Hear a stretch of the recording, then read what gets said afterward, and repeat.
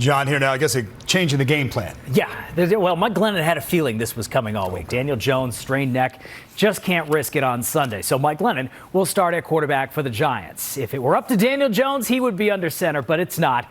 Doctor's orders. Jones has not been cleared for contact yet by the Giants medical staff. He is dealing with that neck strain. Apparently suffered on the second play against the Eagles last Sunday and ended up playing through it.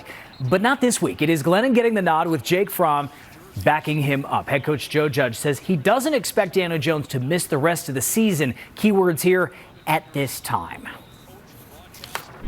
Daniel always wants to play, and he's going to try to find every which way possible to play and convince us to play. I've talked about that in the past. It's the thing you love about Daniel is how competitive he is and how much he wants to go ahead and fight to get on the field.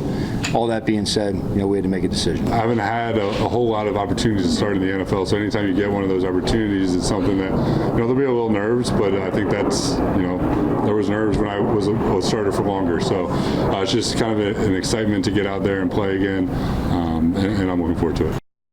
Nerves are good. Nerves are good. Mike Glennon's last win as a starter, 2017. With the Bears.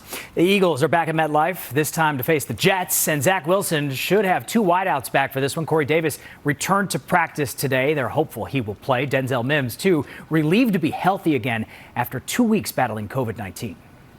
I feel better now. COVID was bad for a week, but now I'm feeling good.